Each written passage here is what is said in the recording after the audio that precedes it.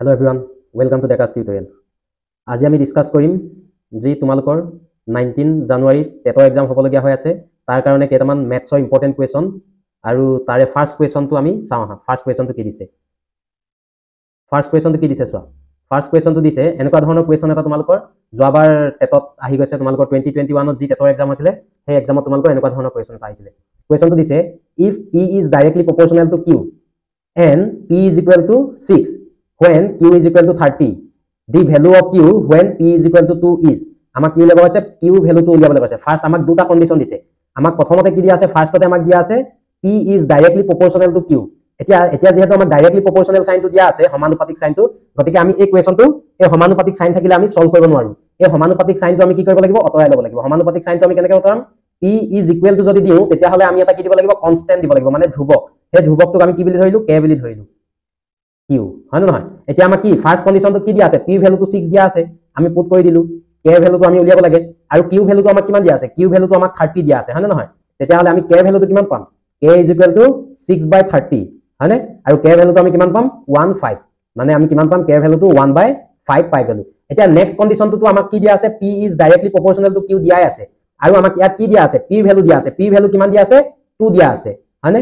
p আমি এই directly প্ৰপোৰ্শনাল সমানুপাতিক সাইনটো উঠোৱাৰ লগে লগে k ভ্যালু দিব লাগিব কনস্ট্যান্ট এটা k লৈ আহিব লাগিব q আৰু p ভ্যালুটো আমাক কিমান দিয়া আছে p ভ্যালুটো আমাক দিয়া আছে 2 আৰু k ভ্যালুটো আমি কিমান পাইছো আগত পাই আহিছিলো আমি 1/5 পাইছিলো ইনটু কিমান q হয় না নহয় এটো 5 টো এটা রাইট হ্যান্ড সাইডে কি হৈ আছে তোমালোকৰ ডিভাইড হৈ আছে লেফট হ্যান্ড সাইডে গুছি গলে কি হৈ যাব লেফট হ্যান্ড সাইডে গুছি গলে মাল্টিপ্লিকেশন হৈ যাব 5 * 2 10 গতিকে আমি q ভ্যালুটো কিমান পাই গলো q ভ্যালুটো আমি কিমান পাই গলো 10 পালো আৰু 10 টো আমাৰ অপচন নাম্বাৰ কিমানত আছে অপচন নাম্বাৰ c আছে গতিকে c অপচনটো তোমালোকৰ কাৰণে কাৰেক্ট আনসাৰ নেক্সট কোৱেশ্চনটো কি দিছে চোৱা এনেকুৱা ধৰণৰ ওৱান লাইনাৰ কোৱেশ্চন তোমালোকৰ এক্সামত আহিব পাৰে কোৱেশ্চনটো কি দিছে area of a circle is equal to a r square আমি সাৰ্কেল এটা আমি বৃত্ত এটা এৰিয়া কেনেকৈ উলিয়াও পাই r স্কয়াৰ হয় নহয় আমি বৃত্ত এটা এৰিয়া কেনেকৈ উলিয়াও পাই r স্কয়াৰ আৰু আমাক কন্ডিশনটো কি দিছে চোৱা কন্ডিশনটো দিছে if a increase then হ'ব লাগিছিল দেই if a increase then r ৰ ভ্যালুটো তোমালোকৰ ইনক্ৰিজ হ'ব নে ডিক্ৰিজ হ'ব নে ৰিমেইন সেম থাকিব নে ৰিমেইন আনচেঞ্জ হ'ব নে একো চেঞ্জ নহয় আমাক দিছে এতিয়া তোমালোকে চোৱা এই যোনটো পাই ভ্যালু আছে পাই ভ্যালুটো এটা কি হয় কনস্ট্যান্ট পাও আমি হয় নহয় 22/7 আমি কনস্ট্যান্ট পাও ইয়াত অকলে তোমালোকৰ ভেৰিয়েবল কি আছে a is directly proportional to r হ'ব হয় নহয় যদি ডাইৰেক্টলি প্ৰপোৰ্শনাল সাইন হ'ব হয় নহয় ইকুৱেল সাইন আছে 1/9 এতিয়া যদি তোমালোকৰ r টো বাঢ়ে তেতিয়া হলে a টো কি হ'ব যদি তোমালোকৰ বৃত্তটোৰ ৰেডিয়াসটো বাঢ়ি যায় তেতিয়া হলে তোমালোকৰ এৰিয়াটো কি হৈ যাব এৰিয়াটো ইনক্ৰিজ হ'ব যদি তোমালোকৰ ৰেডিয়াসটো কমি যায় তেতিয়া হলে এৰিয়াটো কি হ'ব ডিক্ৰিজ হ'ব গতিকে ইয়াত কি হ'ব যদি তোমালোকৰ a টো ইনক্ৰিজ হয় যদি তোমালোকৰ এৰিয়াটো ইনক্ৰিজ হয় তেতিয়া হলে তোমালোকৰ ৰেডিয়াসটো কি হ'ব লাগিব ৰেডিয়াসটো সদায় কি হ'ব লাগিব ইনক্ৰিজ হ'ব লাগিব যদি a is indirectly proportional to যদি r থাকিলে হেতেন তেতিয়া হলে আমাৰ কি হলতেন এই কন্ডিশন এনেকুৱা ধৰণৰ কন্ডিশন হলে যদি a বাঢ়ি যায় তেতিয়া হলে r টো কি হৈ যাব তোমালোকৰ কমি যাব ঠিক আছে যদি a কমি যায় r কি হৈ যাব বাঢ়ি যাব এনেকৈ ইনডাইৰেক্টলি প্ৰপোৰ্শনাল হলে উল্টাটো হয় আৰু ডাইৰেক্টলি প্ৰপোৰ্শনাল হলে তোমালোকৰ যদি a টো বাঢ়ে তেতিয়া হলে এটো তোমালোকৰ বাঢ়ি যাব ঠিক আছে 2 নম্বৰ কোৱেশ্চনটো আছিল আমাৰ এনেকুৱা ধৰণৰ কোৱেশ্চন নম্বৰ 3 টো আহিছে তোমালোকৰ নাম্বাৰ সিৰিজৰ পৰা কোৱেশ্চন ঠিক আছে তোমালোকৰ নাম্বাৰ সিৰিজটো এটা ইম্পৰ্টেন্ট টপিক ইয়াৰ পৰা তোমালোকৰ কোৱেশ্চন আহিব পাৰে ঠিক আছে নাম্বাৰ সিৰিজৰ পৰা তোমালোকৰ কোৱেশ্চন আহিব পাৰে এতিয়া আমাক কোৱেশ্চনটো কি দিছে চোৱা কোৱেশ্চনটো দিছে আমাক প্ৰাইম নাম্বাৰৰ লগত জড়িত মানে মৌলিক সংখ্যা তোমালোকৰ মৌলিক সংখ্যাৰ ওপৰত কোৱেশ্চন প্ৰতিটো এক্সামতে আহে এতিয়া এই কোৱেশ্চনটো কি দিছে চোৱা if m is the number of the prime number between 0 and 5 m টো হৈ গৈছে এনেকুৱা এটা নাম্বাৰ যি আমাক কি কয় 0 আৰু 50 মাজত যিমানখিনি প্ৰাইম নাম্বাৰ আছে ঠিক আছে তাক তোমালোকৰ কি আখৰে বুজায় এই লেটাৰটো হৈ গৈছে তোমালোকৰ m লেটাৰে বুজায় হয় না নহয় আৰু আমাক কি দিছে n is the number of the prime number between 50 and 100 n যোনটো লেটাৰ আছে n লেটাৰটো কি বুজায় তোমালোকৰ 50 আৰু 100 ৰ ভিতৰত যিমানখিনি প্ৰাইম নাম্বাৰ আছে সেই প্ৰাইম নাম্বাৰখিনি তোমালোকৰ n লেটাৰটোৱে বুজায় তেতিয়াহলে আমাক উলিয়াবলৈ কৈছে m - n ইকুৱেল টু কিমান হ'ব আমাক উলিয়াবলৈ দিছে 6 হ'ব নে 7 হ'ব নে 5 হ'ব নে 8 হ'ব এতিয়া আমি জানিব লাগিব 0 আৰু 50 মাজত আমাৰ কিমানটা প্ৰাইম নাম্বাৰ আছে 0 আৰু 50 মাজত আমাৰ হেতু আমি কি লেটাৰ ধৰো m 0 আৰু 50 মাজত আমাৰ কিমানটা প্ৰাইম নাম্বাৰ আছে টোটাল 15টা প্ৰাইম নাম্বাৰ আছে ঠিক আছে 0 আৰু 50 মাজত টোটাল 15টা প্ৰাইম নাম্বাৰ আছে আৰু 50 আৰু 100 ৰ ভিতৰত তোমালোকৰ কিমানটা প্ৰাইম নাম্বাৰ আছে 50 আৰু 100 ৰ ভিতৰত টোটাল তোমালোকৰ 10টা প্ৰাইম নাম্বাৰ আছে 10 প্ৰাইম নাম্বাৰ আছে ঠিক আছে যদি আমি m - n কৰি দিও m ৰ পৰা n টো মাইনাস কৰি দিও আমাৰ কিমান হৈ যাব 5 হৈ যাব আৰু যেটো তোমালোকৰ অপচন নাম্বাৰ কিমানত আছে অপচন নাম্বাৰ c আছে গতিকে c অপচনটো তোমালোকৰ কাৰেক্ট আনসাৰ ইয়াৰ পৰা তোমালোকে এতিয়া আইডিয়া এটা কৰিব পাৰিলা যে 0 টু তোমালোকৰ 100 ৰ ভিতৰত 0 আৰু 100 ৰ ভিতৰত টোটাল কিমানটা প্ৰাইম নাম্বাৰ আছে টোটাল 25টা প্ৰাইম নাম্বাৰ আছে ঠিক আছে 0 আৰু 100 ৰ ভিতৰত টোটাল কিমানটা মৌলিক সংখ্যা আছে তোমালোকৰ মৌলিক সংখ্যা আছে 25টা এটো তোমালোকৰ মনত থবা এক্সামত তোমালোকৰ ডাইৰেক্ট দি দিব পাৰে ঠিক আছে 0 টু 100 ৰ ভিতৰত কিমানটা প্ৰাইম নাম্বাৰ আছে নেক্সট কোৱেশ্চনটো চাও আমি এতিয়া প্ৰাইম নাম্বাৰ আমি পঢ়িলো মৌলিক সংখ্যা এতিয়া আমি কি পঢ়িব লাগে সহমৌলিক সংখ্যা ঠিক আছে কো প্ৰাইম নাম্বাৰ কাক বোলে ঠিক আছে কো প্ৰাইম নাম্বাৰ কাক বোলে those number which have only one common factor এতিয়া যদি আমি দুটা নাম্বাৰ লওঁ ঠিক আছে যদি তোমালোকে নাম্বাৰ কিটা ললা 2,3 এই নাম্বাৰ কিটা তোমালোকৰ প্ৰাইম নাম্বাৰ হয় নে নহয় তোমালোকে চাব লাগে ঠিক আছে এই নাম্বাৰ কিটা তোমালোকৰ প্ৰাইম নাম্বাৰ হয় নে নহয় তোমালোকে চাব লাগে এতিয়া তোমালোকৰ কো প্ৰাইম হয় নে নহয় তোমালোকে চাব লাগে কো প্ৰাইম আমি কেনেকৈ চাম those number which have only one common factor ঠিক আছে যিবিলাক নাম্বাৰ তোমাৰ only one common factor থাকিব এনেকুৱা বিলাক নাম্বাৰক আমি কি বুলি কওঁ কো প্ৰাইম নাম্বাৰ বুলি কওঁ ঠিক আছে সকলো ধৰণৰ তোমালোকৰ প্ৰাইম নাম্বাৰ কো প্ৰাইম নহয় হেনেকুৱা হেতু ডেফিনেশন নহয় ঠিক আছে সকলো বিলাক যদি আমি দুটা প্ৰাইম নাম্বাৰ লগ লগাই দিও তেতিয়া তাক তোমালোকৰ কো প্ৰাইম বুলি নকয় কো প্ৰাইম তোমালোকৰ প্ৰাইম নাম্বাৰ নহলেও তোমালোকৰ দুটা নাম্বাৰ কো প্ৰাইম হ'ব পাৰে ঠিক আছে দুটা নাম্বাৰ কো প্ৰাইম নহলেও তোমালোকৰ প্ৰাইম নাম্বাৰ নহলেও কো প্ৰাইম নাম্বাৰ হ'ব পাৰে এতিয়া তোমালোকে ইয়াত চোৱা ফেক্টৰ কেটা লাগিব 2 আৰু 3 আমি কো প্ৰাইম হয় নহয় চাব লাগে হয় নহয় 2 তোমালোকৰ কমন ফেক্টৰ কি আছে 1 তোমালোকৰ 3 2 আছে আৰু 3 কমন ফেক্টৰ কি আছে মানে উৎপাদক ফেক্টৰ মানে হৈছে উৎপাদক 3 তোমালোকৰ ফেক্টৰ কি আছে 1 আৰু 3 এতিয়া দুইটা মাজত তোমালোকৰ কমন ফেক্টৰ কেটা আছে তোমালোকৰ এটা আছে 1 যদি যি বিলাক নাম্বাৰৰ তোমালোকৰ কমন ফেক্টৰ অনলি 1 থাকে ঠিক আছে অনলি 1 কমন ফেক্টৰ অৰ তোমালোকৰ 1 বুলি ক'ব পাৰো আমি ঠিক আছে যি বিলাক নাম্বাৰৰ তোমালোকৰ কমন ফেক্টৰ অকল এটা থাকে 1 সেই বিলাক নাম্বাৰকে আমি কি বুলি কওঁ কো প্ৰাইম নাম্বাৰ বুলি কওঁ ঠিক আছে এতিয়া চোৱা 21 and 42 এই দুইটাকে কিহেৰে ডিভাইড যায় তোমালোকৰ 7 এৰে যায় গতিকে তোমালোকৰ 1 ৰ বাহিৰে 7 কি আছে এটা তোমালোকৰ ফেক্টৰ আছে গতিকে হেতি দুটা কি হ'ব নোৱাৰে কো প্ৰাইম হ'ব নোৱাৰে এই দুইটা নাম্বাৰকে কিহেৰে আমি ডিভাইড কৰিব পাৰো 3 এ ডিভাইড কৰিব পাৰো গতিকে এইটা কো প্ৰাইম হ'ব নোৱাৰে এই দুইটা নাম্বাৰ কি আছে 9 আছে এটা কমন ফেক্টৰ গতিকে তোমালোকৰ এইটা কো প্ৰাইম হ'ব নোৱাৰে এতিয়া তোমালোকৰ চোৱা 11 আৰু 21 এহেতৰ মাজত তোমালোকৰ কমন ফেক্টৰ কি আছে 11 কিহে 11 ৰ তোমালোকৰ উৎপাদক কি আছে 1 আৰু 11 ইটসেলফ হয় না নহয় 21 ৰ কি আছে 1 আছে 3 আছে 7 আছে আৰু কি আছে 21 আছে গতিকে কমন ফেক্টৰ কি আছে কমন উৎপাদক কি আছে কমন উৎপাদক অনলি 1 এ আছে গতিকে তোমালোকৰ এই দুইটা নাম্বাৰ কি হয় তোমালোকৰ এই দুইটা নাম্বাৰ তোমালোকৰ কি কো প্ৰাইম নাম্বাৰ এতিয়া চোৱা 21 টো তোমালোকৰ প্ৰাইম নাম্বাৰ নহয় হয় নহয় 21 টো প্ৰাইম নাম্বাৰ নহয় যদিও এই দুইটা নাম্বাৰ মিলি কি কৰিছে তোমালোকৰ দুটা কো প্ৰাইম নাম্বাৰ বনিছে হয় নহয় এতিয়া তোমালোকে চাব পাৰা 4,15 এতিয়া 4 টো তোমালোকৰ কি প্ৰাইম নাম্বাৰ নহয় ই এটা কম্পোজিট নাম্বাৰ হয় নহয় 4 টো আমাৰ এটা কি যৌগিক সংখ্যা এই দুইটা নাম্বাৰৰ তোমালোকৰ কি কৰিছে এটা কো প্ৰাইম নাম্বাৰ ফৰ্ম কৰিছে ঠিক আছে যে তোমালোকৰ কো প্ৰাইম হ'বলে অকল প্ৰাইম নাম্বাৰে হ'ব লাগিব হেতু কথা নাই ঠিক আছে নেক্সট কোৱেশ্চনটো আমি চাও নেক্সট কোৱেশ্চনটো কি দিছে চোৱা এনেকুৱা ধৰণৰ স্টেটমেন্ট ওয়াইজ তোমালোকৰ এক্সামত কোৱেশ্চন আহিব ঠিক আছে এবাৰ তোমালোকে এডিআৰই এক্সামতো এনেকুৱা ধৰণৰ স্টেটমেন্ট ওয়াইজৰ কোৱেশ্চন প্ৰায় দেখিবলৈ পাইছিলা ঠিক আছে এতিয়া এনেকুৱা ধৰণৰ এতিয়া টেটৰ এক্সামতো এনেকুৱা ধৰণৰ তোমালোকে কোৱেশ্চন পাব পাৰা এতিয়া কোৱেশ্চনটো কি দিছে চোৱা which type of number are not co prime তলৰ কোনটো প্ৰকাৰৰ নাম্বাৰ তোমালোকৰ কো প্ৰাইম নাম্বাৰ নহয় আমি চাব লাগে মানে সহমৌলিক নহয় ঠিক আছে এনি টু প্ৰাইম নাম্বাৰ তোমালোকৰ কো প্ৰাইম হ'বনে নহব ধৰা তোমালোকৰ দুটা প্ৰাইম নাম্বাৰ মৌলিক সংখ্যা লৈ ললা 2 and 3 এই দুটা কো প্ৰাইম হয় নহয় এটা দুটা কমন ফেক্টৰ অনলি কিমান আছে 1 আছে গতিকে এটো কি কো প্ৰাইম নাম্বাৰ হয় হয় নহয় নেক্সট টু চোৱা নেক্সট কি দিছে বি টু কি দিছে any two consecutive odd number ঠিক আছে any two consecutive odd number এতিয়া দুটা তোমাৰ কনজিকিউটিভ অড নাম্বাৰ কি ল'ব পাৰা তোমালোকে কনজিকিউটিভ অড নাম্বাৰ বুলি ক'লে তোমালোকে 3 and 5 টো ল'ব পাৰা 3 and 5 টো নাম্বাৰটো ল'ব পাৰা এই দুটা নাম্বাৰ তোমালোকৰ কো প্ৰাইম হয় নে নহয় এই দুটা নাম্বাৰো তোমালোকৰ কি কো প্ৰাইম হেতৰ মাজত কমন কি আছে কমন ফেক্টৰ অনলি 1 আছে গতিকে এই দুটাও কি হয় তোমালোকৰ কো প্ৰাইম নাম্বাৰ নেক্সট কি আছে চোৱা এনি টু কনজিকিউটিভ নাম্বাৰ ইটো পাছত ইটো হয় নে নহয় 2 and 3 আমাৰ কি কনজিকিউটিভ নাম্বাৰ গতিকে এই কনজিকিউটিভ নাম্বাৰটো তোমালোকৰ কমন ফেক্টৰ কি আছে তোমালোকৰ 1 আছে গতিকে এই কিটাও কি হ'ব পাৰে তোমালোকৰ কো প্ৰাইম নাম্বাৰ হ'ব পাৰে গতিকে তোমালোকৰ এই লাষ্টৰটো কি দিয়া আছে চোৱা any two consecutive even number আমি কি পাম 2,4 এতিয়া চোৱা 2,4 ৰ ফেক্টৰ কিমান 2 ফেক্টৰ কিমান আছে 1 2 আছে হয় না 4 ৰ ফেক্টৰ কিমান আছে 1 2 and 4 এইটো তোমালোকৰ কমন ফেক্টৰ কি 1 টো আছে লগতে 2 টো তোমালোকৰ কি আছে কমন ফেক্টৰ গতিকে যদি দুটা কমন ফেক্টৰ থাকে গতিকে সেই নাম্বাৰ কিটা কি হ'ব নোৱাৰে কো প্ৰাইম হ'ব নোৱাৰে গতিকে ডি অপচনটো তোমালোকৰ কি হৈ যাব কাৰেক্ট আনসাৰ গতিকে এইটো কি any two consecutive even number যদি লগ লগাই দিও আমি কো প্ৰাইম নাম্বাৰ ফৰ্ম কৰিব নোৱাৰে ঠিক আছে কোৱেশ্চন নাম্বাৰ 5 আমাক এটো দিছিলে কোৱেশ্চন নাম্বাৰ 6 টো তোমালোকৰ কি দিছে চোৱা কোৱেশ্চন নাম্বাৰ 6 টো দিছে তোমালোকৰ the recurring decimal representation of 0,3023535 is equivalent to ঠিক আছে আমাক এটা ডেসিমেল নাম্বাৰ দিছে এই ডেসিমেল নাম্বাৰটো আমি কিহত লিখিব লাগে ফ্ৰেকশনেল নাম্বাৰত লিখিব লাগে হয় নহয় আৰু এই নাম্বাৰটো কি হৈ গৈছে তোমালোকৰ পুনৰাবৃত্তি সংখ্যা হয়নে পুনৰাবৃত্তি ঘটি আছে এই 3535 টো আমাৰ কি হৈ গৈছে পুনৰাবৃত্তি ঘটিছে এনেকুৱা ধৰণৰ কোৱেশ্চন আহিলে আমি কেনেকৈ কৰিছিলো এতিয়া চোৱা নাম্বাৰটো আমাৰ কিমান দিছে 0.23535 কে তোমালোকৰ গৈ আছে ইনফিনিটি লকে হয় নহয় এতিয়া এই নাম্বাৰটো তুমি কেনেকৈ লিখিব পাৰা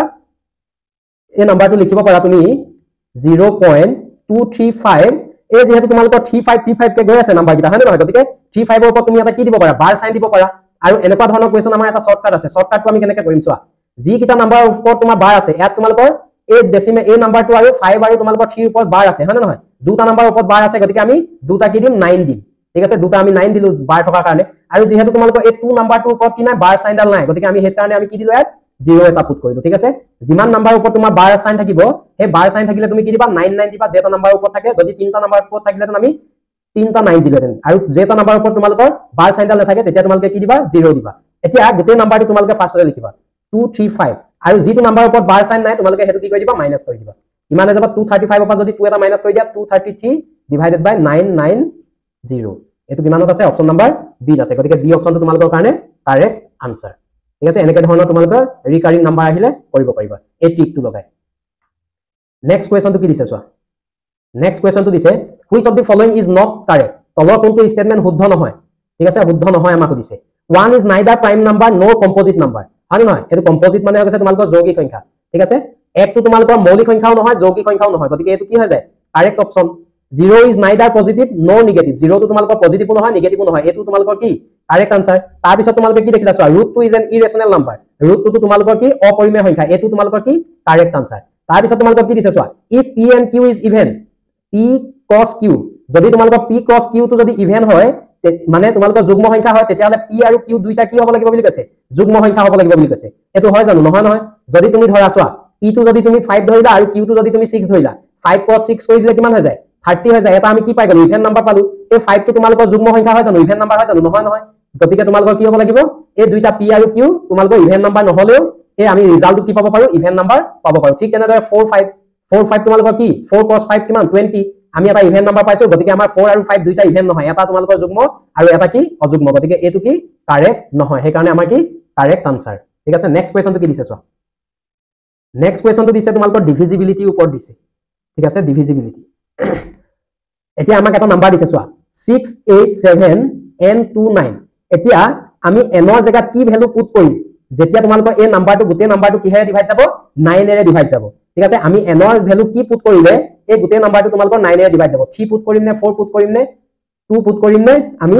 8 পুট কৰিম আমি চাব লাগে এতিয়া 9 ৰ ডিভিজিবিলিটি ৰুলটো কি কয় 9 ৰ ডিভিজিবিলিটি ৰুলটো কি কয় এই আমি যোনখিনি তোমালোকৰ নিউমেৰেটৰ নাম্বাৰ আছে মানে লবৰ যোনখিনি নাম্বাৰ আছে সেই গোটেই নাম্বাৰখিনি যদি আমি সাম কৰি দিও আৰু এই সামেশনটো যদি তোমালোকৰ 9 এৰে ডিভাইড যায় গতিকে তোমালোকৰ হোল নাম্বাৰটো কি হৈ যাব এই হোল নাম্বাৰটো তোমালোকৰ 9 এৰে ডিভাইড যাব এটো হৈ গৈছে তোমালোকৰ 9 ৰ ডিভিজিবিলিটি ৰুল ঠিক আছে তোমালোকে 2 to 11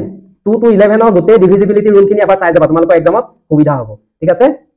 এতিয়া এই তোমালোকে ইয়াত তোমালোকে কি পুট কৰিবা তেতিয়া তোমালোকৰ এই নাম্বাৰটো কি হৈ যাব 9 এৰে ডিভাইড যাব এনেকুৱা ধৰণৰ কোৱেশ্চন আহিলে তোমালোকে এক্সামত কি কৰি নাথাকিবা প্লাস নকৰিবা চোৱা এই 9 এৰে তোমালোকৰ 9 ক ডিভাইড যায় নে নাযায় যায় 7 plus 2 কিমান হৈ গৈছে 9 গতিকে এই নাম্বাৰটো তোমালোকৰ কিহে ডিভাইড যাব 9 এৰে ডিভাইড যাব তাৰ পিছত কি আছে চোৱা তাৰ পিছত আহিছে তোমালোকৰ 8 plus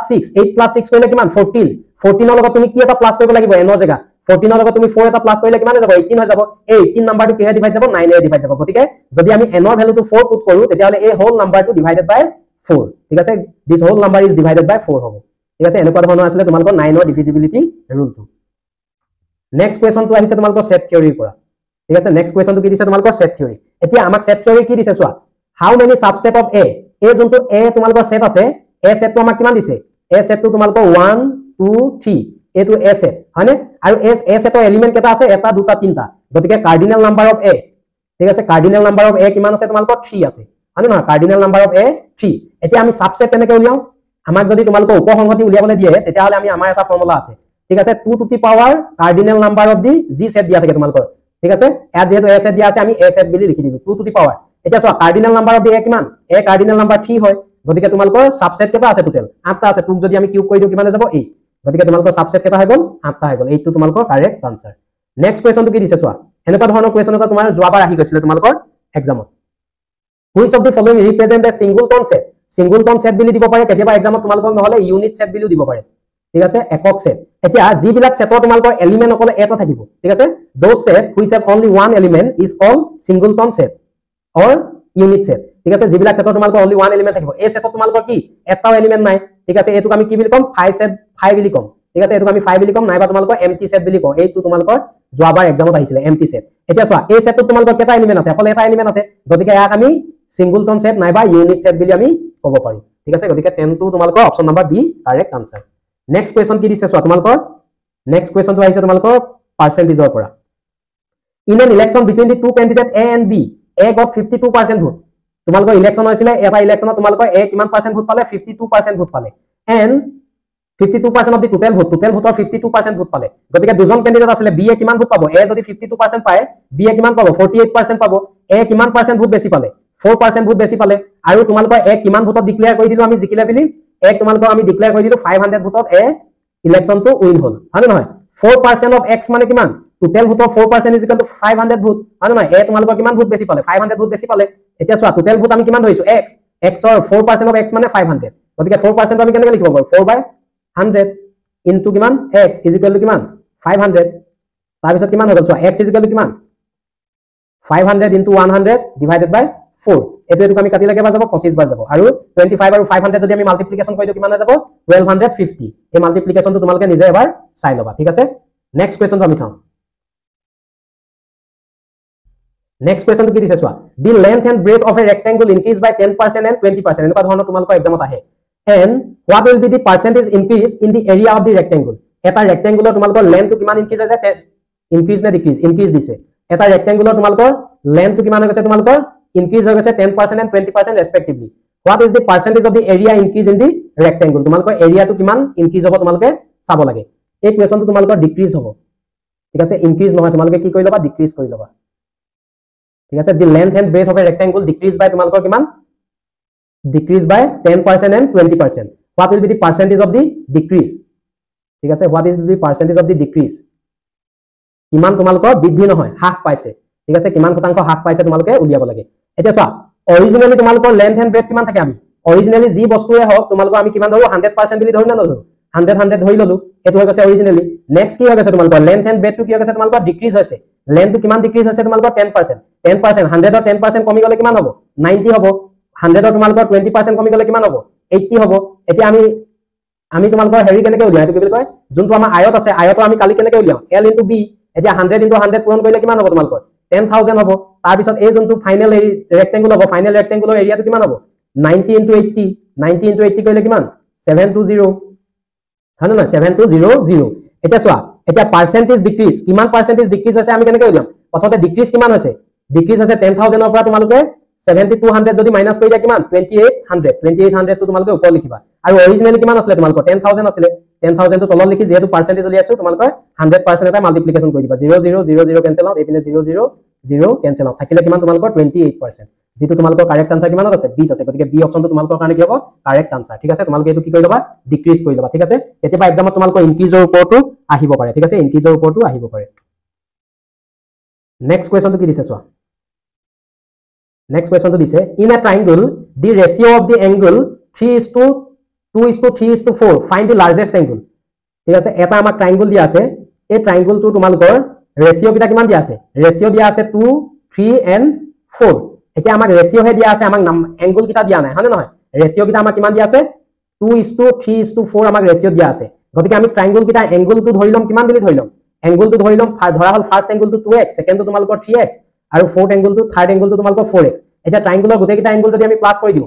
summation of the all angle is equal two 180 degree হয় নহয় তাৰ পিছত কিমান ওলালে তোমালোকৰ চোৱা একটা প্লাস কৰিলা 9x is equal two 180 degree গতিকে তোমালোকৰ x ইজ ইকুয়াল টু কিমান হৈ যাব x is equal two 20 degree এটা তোমালোকৰ ফাৰ্স্ট এংগলটো কিমান হৈ গল ফাৰ্স্ট এংগলটো হৈ গল তোমালোকৰ 40 ডিগ্ৰী সেকেন্ড এংগলটো হৈ গল তোমালোকৰ 60 ডিগ্ৰী আৰু থাৰ্ড এংগলটো হৈ গল তোমালোকৰ 80 ডিগ্ৰী হয় নহয় এতিয়া আমাক কি উলিয়াবলৈ দিছে লাৰ্জেষ্ট এংগলটো কিমান ওলালে 80 ডিগ্ৰী গতিকে অপচন নাম্বাৰ এ কাৰেক্ট আনসাৰ ঠিক আছে আজিলে ইমানে আছিলে